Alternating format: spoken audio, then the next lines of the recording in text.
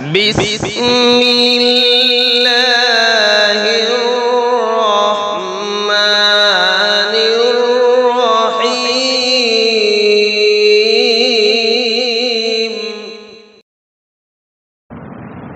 الحمد لله وحده والصلاة والسلام على من لا نبي بعده أما بعد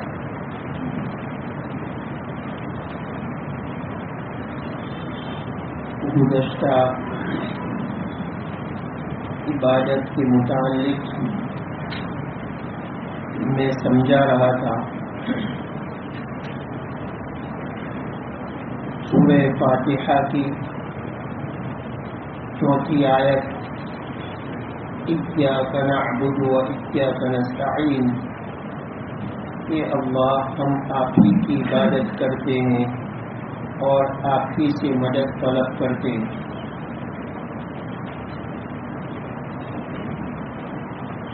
عبادت کے متعلق یہ بھی یاد رکھنا چاہیے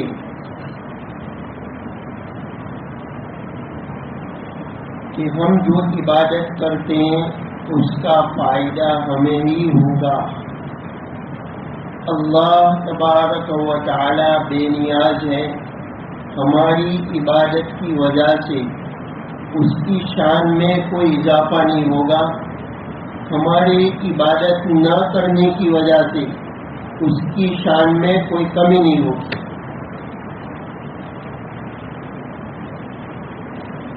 پوری دنیا کے انسان اور جنات اللہ کے مطیع اور فرما بردار بن جائے، عبادت کرنے والے بن جائے، تو بھی اللہ کی شان میں کوئی اضافہ نہیں ہوگا.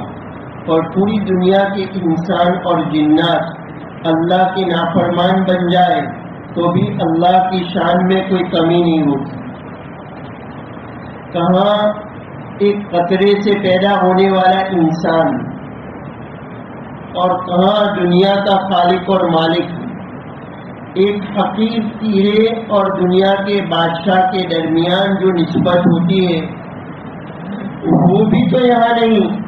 پھر انسان سمجھ میں آیا کہ ایک حقیر کیڑا اس کے اور دنیا کے بادشاہ کے درمیان جو نسبت ہوتی ہے وہ بھی تو یہاں نہیں. پھر انسان اللہ کی رضا، محبت اور قرب کیسے حاصل کرے؟ اس کا راستہ یہی ہے کہ انسان اپنی عاجزی کا اظہار کرے، اللہ کے سامنے اپنی عاجزی کا اظہار کرے، اپنی عاجزی کو ظاہر کرے. انسان کے اندر ایک پہلو بہیمی پہلو ہے اور ایک روحانی پہلو ہے. انسان کھاتا ہے، پیتا ہے، دوسری خواہشات پوری کرتا ہے، اس کا تعلق بہیمی پہلو کے ساتھ ہے جس میں دوسرے جانور بھی انسان کے شریک ہیں. لیکن انسان کو دوسرے جانوروں سے ممتاز کرنے والا، جدا کرنے والا جو پہلو ہے وہ روحانی پہلو ہے. اس روحانی پہلو میں ترقی ہوتی ہے عبادت کے ذریعے. عبادت کے ذریعے اس روحانی پہلو میں ترقی ہوتی ہے، اس کی نشو و نما ہوتی ہے. خلاصہ یہ ہے کہ ہماری عبادت کا فائدہ ہم کو ہی ہوگا، اس کا نفع ہم کو ہی ہوگا. اللہ تبارک و تعالی ہمیں صحیح معنی میں عبادت کرنے کی توفیق عطا فرمائے. اس آیت میں دوسرا مسئلہ استعانت کا ہے. استعانت کا معنی ہے مدد طلب کرنا. وَإِيَّاكَ نَسْتَعِينُ اے اللہ ہم آپ ہی سے مدد طلب کرتے ہیں. دوسرا مسئلہ استعانت کا ہے. ایک پہلو اس میں یہ ہے کہ ہم نے عبادت کا اقرار تو کر لیا لیکن عملی زندگی میں اس پر کاربند ہونا، صحیح معنی میں عبادت کرنا، یہ آپ کی مدد کے بغیر نہیں ہوگا. صحیح معنی میں عبادت کرنا، بندگی کرنا، بندہ بن کے رہنا، یہ آپ کی مدد اور نصرت کے بغیر نہیں ہوگا کہ اللہ عبادت کرنے میں ہم آپ ہی کی مدد طلب کرتے ہیں. یہ دعا سکھا کر اللہ نے مجھے اور آپ کو متوجہ کیا کہ شریعت کے احکام پر، اللہ کے احکام پر عمل کرنے میں اگر دشواریاں پیش آئے، کوئی مشکلات پیش آئے، تو اس وقت ایک بندے کو چاہیے کہ اللہ کی طرف رجوع کرے، اللہ سے مدد طلب کرے. مثال کے طور پر اس کا نفس اس کو غلط راستے پر لے جا رہا ہے، شیطان بہکا رہا ہے، ملنے جلنے والے اس کو خراب کر رہے ہیں، ماحول خراب ہے، گناہ کی دعوت مل رہی ہے، بے حیائی ہے، عریانیت ہے. اب ایسے موقع پر ایک مسلمان اللہ کی بندگی اور عبادت کرنا چاہتا ہے، صحیح معنی میں بندہ بن کر رہنا چاہتا ہے، تو اس کو چاہیے کہ اللہ کی مدد طلب کرے، اللہ سے مانگے. اللہم انی اسألک حبک احب الاشیاء الی، جتنی پیاری چیزیں ہیں کہ اللہ آپ کی محبت ان تمام چیزوں سے زیادہ میرے لیے عزیز بنا لیجیے. واجعل خشیتک اخوف الاشیاء عندی، جو ڈرانے والی چیزیں ہیں اس کے بالمقابل آپ کا خوف میرے دل میں زیادہ بھر دیجیے. اس کے بعد ہے وَاقْطَعْ عَنِّي حَاجَاتِ الدُّنْيَا بِالشَّوْقِ إِلَىٰ لِقَائِكَ، آپ کی ملاقات کا شوق دے کر دنیا کی حاجات کو بھلا دیجیے. وَإِذَا أَقْرَرْتَ أَعْيُنَ أَهْلِ الدُّنْيَا مِنْ دُنْيَاهُمْ فَأَقْرِرْ عَيْنِي مِنْ عِبَادَتِكَ، جب اہل دنیا کو، دنیا والوں کو ان کی دنیا آباد کر کے آپ خوش کریں تو مجھے اپنی عبادت کی توفیق دے کر خوش کر دیجیے. یہ اللہ سے مانگنا پڑے گا. اللہ سے مانگے عبادت میں کہ اللہ عبادت کرنے میں ہم آپ ہی کی مدد طلب کرتے ہیں. جب بندہ اللہ سے مدد مانگے گا اور صحیح طریقے پر کوشش کرے گا، اللہ تبارک و تعالی اس کو توفیق عطا فرمائیں گے اور صحیح معنی میں اس کو بندہ بنا دیں گے، بندگی کرنے کی توفیق عطا فرمائیں گے. دوسرا پہلو اس میں یہ ہے وَإِيَّاكَ نَسْتَعِينُ، کہ اللہ ہم آپ ہی سے مدد طلب کرتے ہیں. کس چیز میں مدد طلب کرتے ہیں اس کو متعین نہیں کیا، معلوم ہوا کہ ہر چیز اللہ سے مانگے. دنیاوی ضرورت ہو وہ بھی اللہ سے مانگے، اخروی ضرورت ہو وہ بھی اللہ سے مانگے، چھوٹی ضرورت ہو وہ بھی اللہ سے مانگے، بڑی ضرورت ہو وہ بھی اللہ سے مانگے. ہر چیز اللہ سے مانگے. اپنے آپ کو اللہ کے دربار کا بھکاری بنا لے. اللہ سے تعلق مضبوط کرنے کا راستہ یہ ہے کہ انسان اپنے آپ کو اللہ تبارک و تعالیٰ کی بارگاہ کا بھکاری بنا لے. اس کے سامنے ہر وقت مانگتا رہے، کچھ نہ کچھ مانگتا رہے، ہر وقت مانگے. دنیا میں بڑے سے بڑا سخی ہوگا اگر انسان ایک چیز مانگے گا، دوسرے مرحلے میں دوسری چیز مانگے گا، تیسرے مرحلے میں تیسری چیز مانگے گا، ایک وقت آئے گا کہ وہ اگتا جائے گا. ایک وقت ایسا آئے گا کہ وہ اگتا جائے گا. اللہ رب العالمین ایسے کریم ہیں کہ جو مانگنے والے سے راضی ہوتے ہیں اور جو نہیں مانگتا ہے اس سے ناراض ہوتے ہیں. اللہ ایسے کریم ہے کہ مانگنے والے سے راضی ہوتے ہیں، جو نہیں مانگتا ہے اس سے ناراض ہوتے ہیں. علامہ رومی رحمۃ اللہ علیہ فرماتے ہیں ایک بچہ کوئی بھی تکلیف اس کو پیش آتی ہے تو وہ اپنی امی کو پکارتا ہے، اپنی ماں کو پکارتا ہے. اگر وہ گھر سے دور ہے وہ بچہ اور اس کی ماں وہاں پر نہ ہو اور اس کو کوئی بچہ ستا رہا ہو، اس وقت بھی وہ اپنی ماں کو پکارتا ہے، حالانکہ وہ جانتا ہے کہ میری ماں نہیں سن رہی ہے۔ بندہ جس مالک کو پکارتا ہے اور جس مالک اور خالق سے مانگتا ہے، وہ مالک تو بندے کی سن رہے ہیں۔ جہاں سے بندہ پکارے گا، جس وقت پکارے گا، جہاں سے مانگے گا، جس وقت مانگے گا، ان اللہ سمیع علیم، اللہ سننے والے بھی ہیں، جاننے والے بھی ہیں، اس کی دعا کو سنتے ہیں اور اس کی نیت کو اللہ جانتے بھی ہیں۔ اس لیے ہر وقت انسان کو چاہیے کہ جو بھی حاجت ہو، ضرورت ہو، اللہ سے مانگے۔ مثال کے طور پر سخت گرمی ہے، انسان کو تکلیف محسوس ہو رہی ہے، اللہ سے مانگے کہ اللہ اس گرمی کی شدت کو دور کر دیجیے۔ انسان کو سواری کی ضرورت ہے، اللہ سے مانگے۔ انسان کو سواری ملے، اللہ سے مانگے کہ مجھے جہاں پہنچنا ہے عافیت اور آسانی کے ساتھ پہنچا دیجیے۔ انسان پہنچ گیا، اس کے بعد انسان واپس اپنے گھر بھی آ گیا، سو گیا، بیدار ہوا، اس کے بعد اللہ سے مانگے، دعا کرے، الحمدللہ الذی احیانا بعدما ماتنا والیہ النشور۔ ہر موقع کی جو دعا ہے وہ پڑھے، وہ اللہ تبارک و تعالی سے درخواست کرتا رہے۔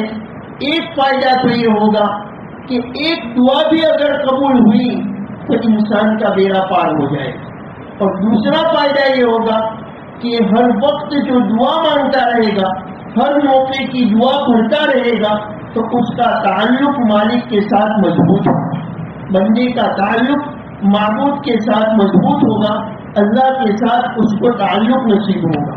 یہ دوسرا فائدہ ہوگا۔ تو میں یہ دوسرا پہلو سمجھا رہا ہوں کہ ہر چیز اللہ سے مانگے۔ اس آیت میں دوسرا پہلو یہ ہے کہ ہر چیز اللہ سے مانگے۔ کبھی کبھی ایسا ہوتا ہے کہ بندہ جو مانگتا ہے وہ نہیں ملتا ہے، اس کی وجہ سے دعا نہ چھوڑے، دعا مانگنا بند نہ کرے۔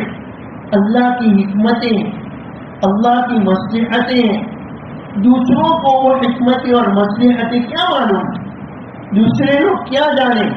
کبھی تو اللہ وہی چیز عطا کر دیتے ہیں، کبھی اللہ دوسری کوئی مفید چیز عطا فرما دیتے ہیں۔ اللہ کی مصلحتیں۔ روایت ہے ایک بچہ اپنی ماں کا دودھ پی رہا تھا، اتنے میں ایک آدمی کا گزر ہوا، شاندار سواری پر سوار ہو کر وہ گزرا۔ ماں نے اللہ سے دعا کی کہ اللہ میرے بیٹے کو بھی ایسا بنا دیجیے۔ عام طور پر عورتیں کسی ایسے آدمی کو دیکھتی ہیں جس کے پاس عمدہ کار ہے، سواری ہے، عمدہ مکان ہے، عمدہ لباس ہے، وہ شان و شوکت والا ہے، تو وہ عورت بھی دعا کر دیتی ہے، آج کل کی عورتیں بھی، کہ اللہ میرے بیٹے کو بھی ایسا بنا دیجیے۔ بہت کم عورتیں ایسی ہوتی ہیں جو یہ کہتی کہ اللہ میرے بیٹے کو حافظ بنا دیجیے، میرے بیٹے کو عالم بنا دیجیے، میرے بیٹے کو مفتی بنا دیجیے۔ اس عورت نے بھی یہ دعا کی کہ اللہ میرے بیٹے کو ایسا بنا دیجیے جو سوار گزرا شان و شوکت کے ساتھ۔ بیٹے نے اپنا منہ ہٹایا، چھاتی کو چھوڑا اور دودھ پینا بند کیا اور اپنا منہ اس سوار کی طرف کیا اور کہا کہ اللہ مجھے ایسا مت بنانا، اللہ مجھے ایسا مت بنانا۔ اللہ قادر ہے، دودھ پیتے بچے کو بھی اللہ بولنے کی طاقت دینے پر قادر ہے۔ اس واقعے میں کیا سبق ہے وہ مجھے اور آپ کو سمجھنا ہے۔ پھر وہ دودھ پینے لگا، اتنے میں لوگ ایک بانی کو مارتے مارتے گزرے اور کہہ رہے تھے تو نے زنا کیا ہے، تو نے چوری کی ہے. یہ کہتے ہوئے مارتے مارتے گزرے. اس ماں نے کہا کہ اللہ میرے بیٹے کو ایسا مت بنانا. وہ باندھی کو لوگ مان رہے تھے تو ماں نے کہا کہ میرے بیٹے کو ایسا مت بنانا. اس بچے نے پھر چھاتی کو چھوڑا, اس کی طرف دیکھ کر کہا یا اللہ مجھے ایسا بنانا. ماں کو تعجب ہوا. اس نے کہا اے میرے بیٹے, ایک شان و شوکت والا آدمی گزرا, میں نے دعا کی کہ اللہ میرے بیٹے کو ایسا بنانا, تو نے کہا کہ اللہ مجھے ایسا مت بنانا. اور لوگ ایک باندھی کو مارتے مارتے گزرے, میں نے کہا اللہ میرے بیٹے کو ایسا مت بنانا, تو نے کہا کہ اللہ مجھے ایسا بنانا. ایسا تو نے کیوں کہا؟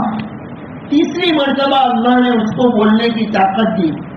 اس نے کہا کہ جو شان و شوکت کے ساتھ جو سوار گزرا تھا وہ ظالم تھا. اس نے ظلم کے نتیجے میں لوگوں کا مال لیا تھا.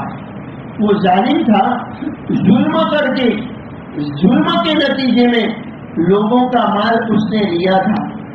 آج بھی بہت سے لوگ ایسے ہیں جو ظلم کر کے پیسوں کے بل بوتے پر, اپنے عہدے کے بل بوتے پر لوگوں کو ستاتے ہیں, لوگوں کا مال لیتے ہیں, غلط طریقے سے مال کھاتے ہیں. اللہ فرماتے ہیں وَلَا تَأْكُلُوا أَمْوَالَكُمْ بَيْنَكُمْ بِالْبَاطِلِ وَتُدْلُوا بِهَا إِلَى الْحُكَّامِ لِتَأْكُلُوا فَرِيقًا مِّنْ أَمْوَالِ النَّاسِ بِالْإِثْمِ وَأَنْتُمْ تَعْلَمُونَ. یہ دوسرے پارے کی آیت ہے.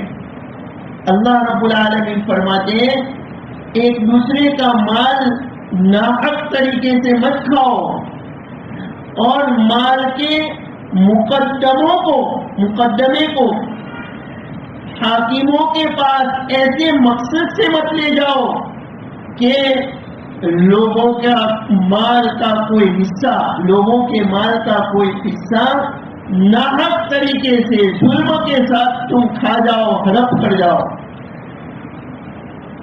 مال کے مقدمے کو حاکموں کے پاس ایسے مقصد سے مت لے جاؤ کہ لوگوں کے مال کا کوئی حصہ ظلم کر کے ناحق طور پر تم کھا جاؤ. وَأَنْتُمْ تَعْلَمُونَ, حالانکہ حقیقت کو تم جانتے بھی ہو. کیا مطلب؟ تم جانتے ہو کہ اس مال میں تمہارا حق نہیں ہے. جب تم جانتے ہو تو غلط مقدمے کے ذریعے اس مال کو ہڑپ کرنے کی کوشش مت کرو. جو مال شرعاً تمہارا نہیں ہے, شریعت کے اعتبار سے جس مال میں تمہارا حق نہیں ہے, عدالت کے فیصلے کی وجہ سے وہ مال تمہارا نہیں ہوگا. یہ آیت کا مفہوم ہے. آج بھی ایسے لوگ جو ظلم کرتے ہیں, اس کا انجام کیا ہوتا ہے؟ آخرت میں تو سزا ہوگی. دنیا میں ایسے ظالموں کا انجام یہ ہوتا ہے, جو لوگوں نے دیکھا ہے ایسا انجام ہوا, اس کو لوگوں نے آنکھوں سے دیکھا کہ ایسے ظالم موت سے پہلے لقمے کے محتاج ہوئے, پانی کے محتاج ہوئے, کفن دفن کے محتاج ہوئے. اس لیے ظلم سے بچنا چاہیے. یہ بہت سخت گناہ ہے, بہت غلط حرکت ہے, بہت ہی بڑا گناہ ہے.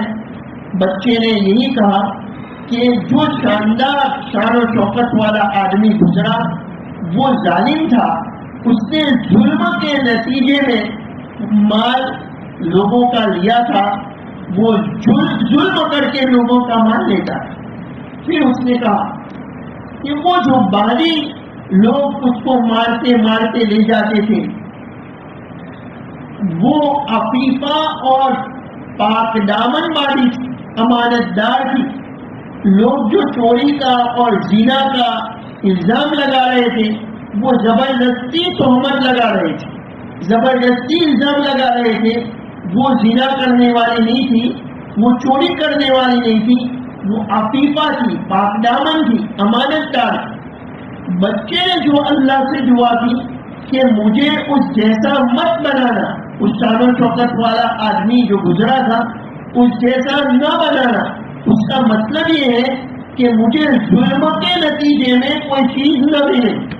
اور بانی جیسا بننے کی دعا کی، اس کا مطلب یہ نہیں کہ مجھے بھی غلام بنانا اور لوگ مجھے مارے، بلکہ مطلب یہ ہے کہ مجھے بھی عفیف اور امانت دار بنانا، پاک دامن بنانا اور امانت دار بنانا. خیر، میں یہ سمجھانا چاہتا ہوں کہ کبھی بندہ اللہ سے کوئی چیز مانگتا ہے، وہ چیز نہیں ملتی، اللہ کی مصلحت ہوتی ہے، حکمت ہوتی ہے، اس سے بہتر اور مفید چیز اللہ اس کو عطا فرماتے ہیں. اس کی وجہ سے، وہ چیز نہ ملنے کی وجہ سے دعا بند نہیں کرنی چاہیے، دعا مانگتے رہنا چاہیے اللہ سے. دعا کے متعلق چونکہ میں دوسرا پہلو سمجھا رہا ہوں کہ ہر چیز اللہ سے مانگے. دعا کے متعلق 5 باتیں سمجھ لیجیے. پہلی بات، بہت سے جاہل قسم کے لوگ ایسے ہیں،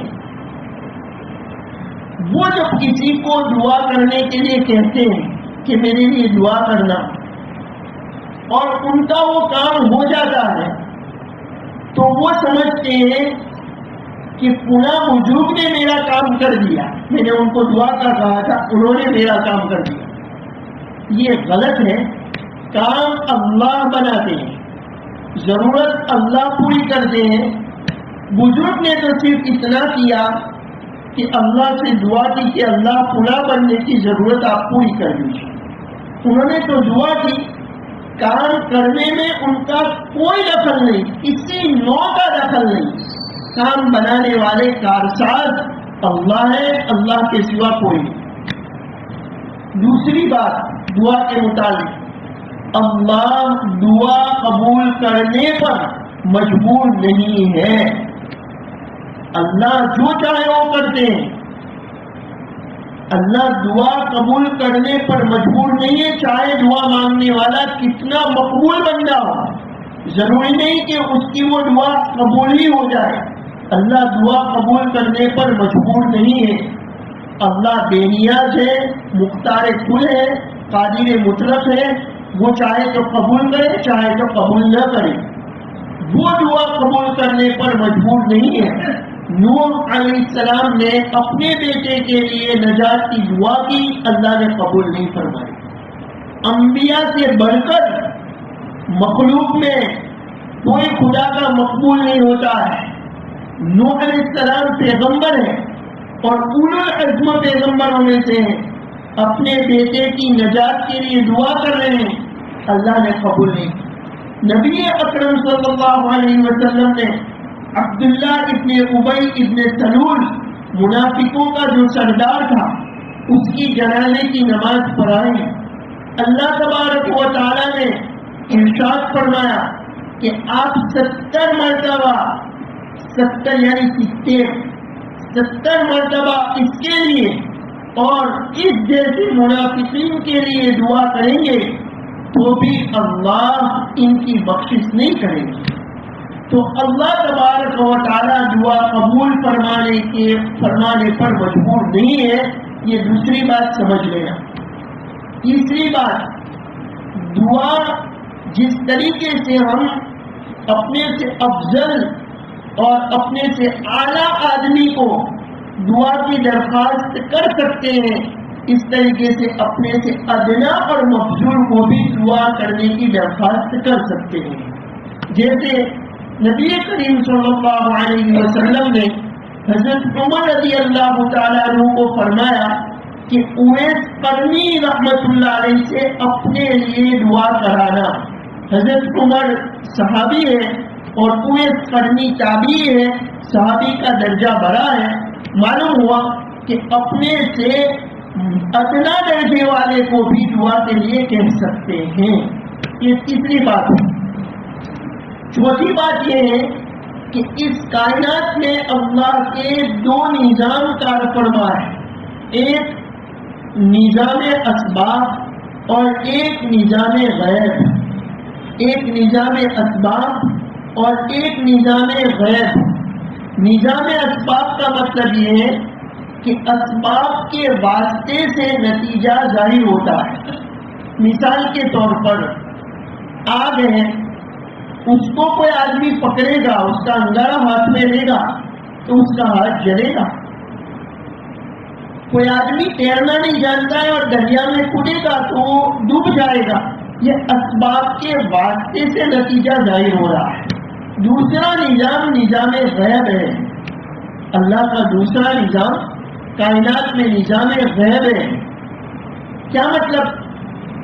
کہ کسی چیز کے حاصل کرنے کے لیے جو فطری ذریعہ ہوتا ہے اس کے بغیر وہ چیز حاصل ہو جائے، کسی چیز کے حاصل کرنے کے لیے جو سبب اور ذریعہ ہوتا ہے اس کے بغیر وہ چیز حاصل ہو جائے، یا جو چیز جس بات کے لیے سبب بنتی ہو اس کا نتیجہ ظاہر نہ ہو پائے۔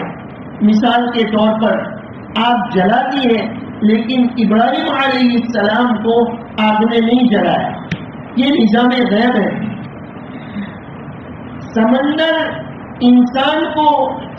میں انسان غرق ہوتا ہے، موسیٰ علیہ السلام اور ان کے ساتھ جو لوگ تھے بحر قلزم میں اترے، ان کے ساتھ اترے، جو لوگ موسیٰ علیہ السلام کے ساتھ تھے ان کے ساتھ موسیٰ علیہ السلام بحر قلزم میں اترے، لیکن سمندر ان کو نہیں ڈبو سکا۔ عام انسانوں کی جو پیدائش ہوتی ہے وہ ماں باپ کے واسطے سے ہوتی ہے۔ حضرت عیسیٰ علیہ السلام صرف اور صرف ماں کے ذریعے پیدا کیے گئے۔ تو یہ نظام غیب ہے، ایک ہے نظام اسباب اور ایک ہے نظام غیب۔ آخرت کا سارا نظم و نسق نظام غیب کے تحت رہے گا، لیکن دنیا میں بھی اللہ تبارک و تعالیٰ کی طرف سے بندوں کو دکھانے کے لیے اللہ کی طرف سے دنیا میں بھی وقتاً فوقتاً بندوں کو اس کی جھلک دکھائی جاتی ہے۔ اب اس کے متعلق ایک واقعہ روایت میں آیا وہ سنیے۔ یہ نظام غیب جو میں نے سمجھایا، نظام اسباب اور نظام غیب، اب یہ سمجھ گئے تو ایک واقعہ جو روایت میں آیا وہ سنیے۔ ایک عورت تھی اور اس کا شوہر، وہ غریب تھی، اس کا شوہر جنگل میں گیا روزی کی تلاش میں، اور اس عورت نے اللہ سے دعا کی کہ اللہ ایسی چیز عطا کر دیجئے جس کو بھون کر ہم روٹی پکائے۔ وہ شوہر جب گھر پر آیا تو دیکھا کہ برتن جو تھا وہ آٹے سے بھرا ہوا ہے، تندور میں گوشت بھون رہا ہے اور چکی چل رہی ہے۔ گھر میں اناج تو تھا نہیں، لیکن بغیر اناج کے اللہ کی طرف سے یہ اناج بھی آ گیا، گوشت بھی آ گیا، برتن بھی بھر گیا۔ پوچھا کہ یہ کہاں سے آیا؟ عورت نے کہا یہ اللہ کی طرف سے ہے، اللہ کا دیا ہوا رزق ہے۔ تو اللہ اسباب کے محتاج نہیں، اللہ اسباب کے محتاج نہیں ہے۔ ایک نظام اسباب ہے اور ایک نظام غیب ہے۔ کسی چیز کو حاصل کرنے کے لیے جو سبب ہوتا ہے اس کے بغیر بھی اللہ تبارک و تعالی دینے پر قادر ہے، اس کو نوازنے پر قادر ہے۔ دعا کے متعلق یہ چوتھی بات۔ پانچویں بات یہ ہے کہ ہر مسلمان کو چاہیے کہ صرف اپنے لیے دعا نہ کرے۔ ہر مسلمان کو چاہیے کہ صرف اپنے لیے دعا نہ کرے، اپنے ساتھ ساتھ تمام مسلمانوں کے لیے بھی دعا کرے۔ اپنے ساتھ ساتھ تمام مسلمان مردوں کے لیے، تمام مسلمان عورتوں کے لیے دعا کریں۔ دنیا میں ہماری زندگی میں 4 قسم کے طبقوں کے ساتھ ہمارا واسطہ پڑتا ہے۔ ایک طبقہ تو مسلمانوں کا وہ ہے جو ہمارے ساتھ احسان کا سلوک کرتا ہے، احسان کرتا ہے، ہم کو کچھ دیتا ہے، ہماری مدد کرتا ہے۔ ایسے لوگوں کے لیے بھی دعا کرنی چاہیے۔ دوسرا طبقہ وہ ہے جو ہمیں ستا رہا ہے، ہماری غیبت کر رہا ہے، ہماری برائی کر رہا ہے، ہماری حق تلفی کر رہا ہے۔ اس طبقے کو معاف کر دینا چاہیے، اللہ سے دعا کرنی چاہیے کہ اللہ کی رضا کے لیے میں اس کو معاف کرتا ہوں، ایسے تمام لوگوں کو معاف کرتا ہوں جو میری حق تلفی کر رہے ہیں، جو میری حق تلفی کر رہے ہیں، ایسے تمام لوگوں کو آپ کی رضا کے لیے میں معاف کرتا ہوں۔ روزانہ یہ اللہ تبارک و تعالیٰ سے درخواست کرنی چاہیے روزانہ کہ اللہ جن لوگوں نے میری حق تلفی کی ہے آپ کی رضا کے لیے میں ان کو معاف کرتا ہوں۔ اس کا فائدہ یہ ہوگا کہ اللہ اس کو معاف کر دے، اس معاف کرنے والے کو اللہ معاف کریں گے جس کی معافی کی مجھے اور آپ کو بہت زیادہ ضرورت ہے، ہم محتاج ہیں۔ دوسرا فائدہ یہ ہوگا کہ اللہ ایسی روزی عطا فرمائیں گے کہ اس کی عقل اس کا تصور نہیں کر سکتی۔ معاف کرنے کا دوسرا فائدہ کہ اللہ ایسی روزی عطا فرمائیں گے کہ اس کی عقل اس کا تصور نہیں کر سکتی۔ تیسرا طبقہ وہ ہے کہ ہم نے ان کی حق تلفی کی ہے، غیبت کی ہے، چغلی کی ہے، ستایا ہے، اب ان کا انتقال ہو چکا ہے، ہم معافی نہیں مانگ سکے، تو اس کے لیے راستہ یہ ہے کہ ان کے لیے ایثار ثواب کریں اور مغفرت کی دعا مانگیں، ان کے لیے ایثار ثواب کریں اور مغفرت کی دعا مانگیں۔ اور چوتھا طبقہ وہ ہے کہ جن کو نہ ہم جانتے ہیں نہ وہ ہمیں جانتے ہیں۔ دنیا بھر میں بہت سے مسلمان ایسے ہیں کہ ہم ان کو نہیں جانتے اور نہ وہ ہمیں جانتے ہیں، ان کے لیے بھی مغفرت کی دعا کرنی چاہیے۔ ربنا اغفر لی ولوالدی وللمؤمنین یوم یقوم الحساب، کہ ہمارے رب میرے ماں باپ کی اور جتنے بھی مومنین ہیں تمام کی مغفرت کر دیجیے۔ روایت میں ہے کہ جو روزانہ 27 مرتبہ مومنین اور مومنات کے لیے، مومن مردوں اور مومن عورتوں کے لیے مغفرت کی دعا کرے گا 27 مرتبہ روزانہ، کتنا وقت لگتا ہے، کتنا آسان عمل ہے۔ 27 مرتبہ یہ پڑھنے میں اللہم اغفر لی وللمؤمنین والمؤمنات والمسلمین والمسلمات، 27 مرتبہ یہ پڑھنے میں بہت کم وقت لگتا ہے۔ جو آدمی 27 مرتبہ یہ مومنین اور مومنات کے لیے دعا کرے گا، اللہ اس کو ان بندوں میں سے بنا لیں گے جن کی دعائیں قبول ہوتی ہیں، یعنی مستجاب الدعوات بنا لیں گے۔ اللہ اس کو مستجاب الدعوات بنا دیں گے، یعنی وہ بندہ جس کی دعا اللہ قبول فرماتے ہیں، اور اس کی وجہ سے زمین والوں کو رزق دیا جائے گا۔ ان بندوں میں سے بنا لیں گے جن کی وجہ سے زمین والوں کو رزق دیا جاتا ہے۔ تو یہ دوسرے مسلمانوں کے لیے دعا کرنے کا فائدہ ہے۔ اور دوسری روایت ہے کہ جو مومنین اور مومنات کے لیے مغفرت کی دعا کرتا ہے تو ہر مومن مرد اور عورت کے حساب سے ایک ایک نیکی اس کے لیے لکھی جاتی ہے۔ اس دعا کرنے والے کو ایک ایک ہر مومن مرد اور عورت کے حساب سے ایک ایک نیکی ملتی ہے، اس کے لیے ایک ایک نیکی لکھ دی جاتی ہے۔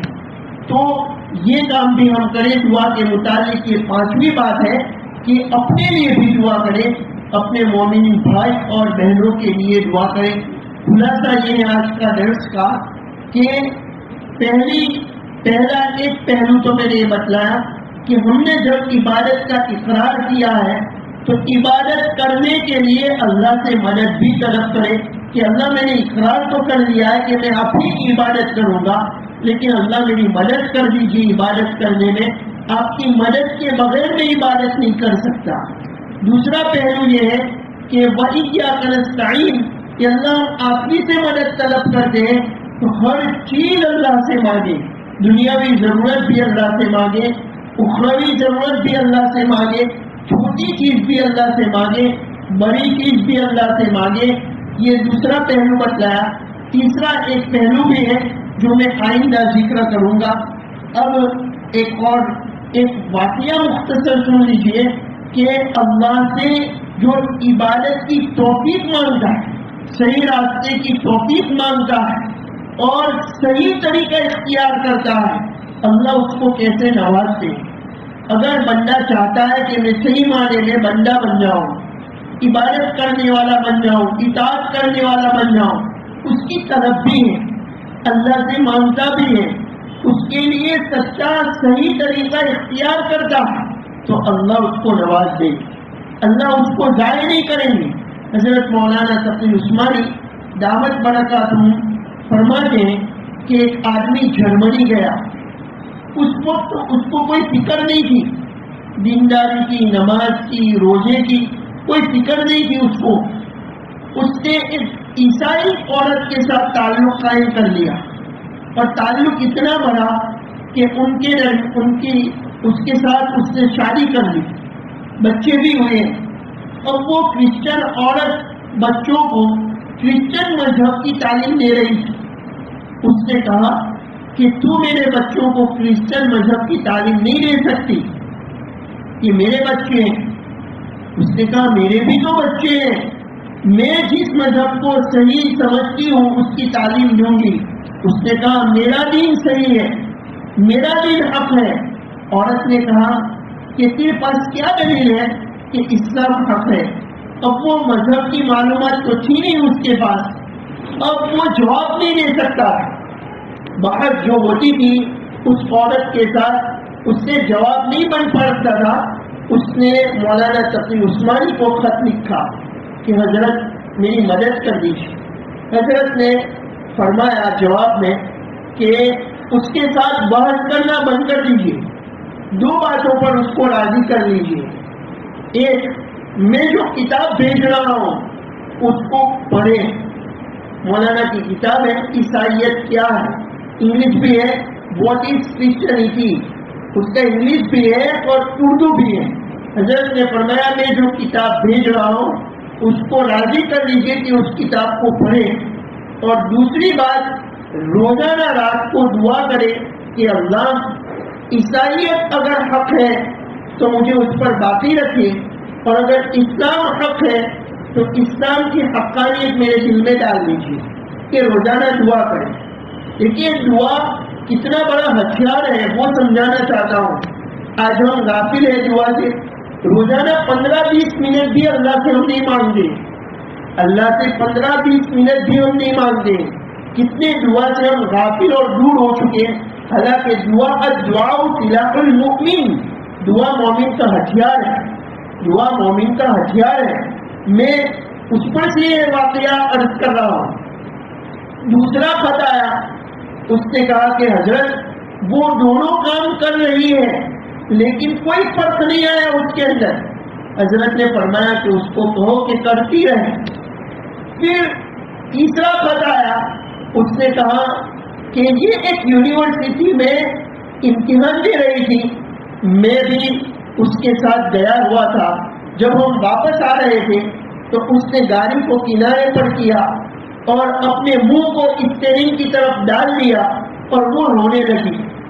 تو میں سمجھا کہ کوئی تکلیف ہوگی، کوئی دل کا دورہ ہوا ہوگا، پڑا ہوگا، ایسے گایا ہوا ہوگا۔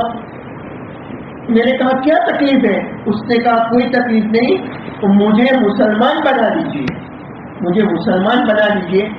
وہ اسلامک سینٹر پر لے کر گیا اور اس کو مسلمان بنا دیا۔ رمضان کا مہینہ تھا، شہری کے لیے دونوں اٹھے ہوئے تھے۔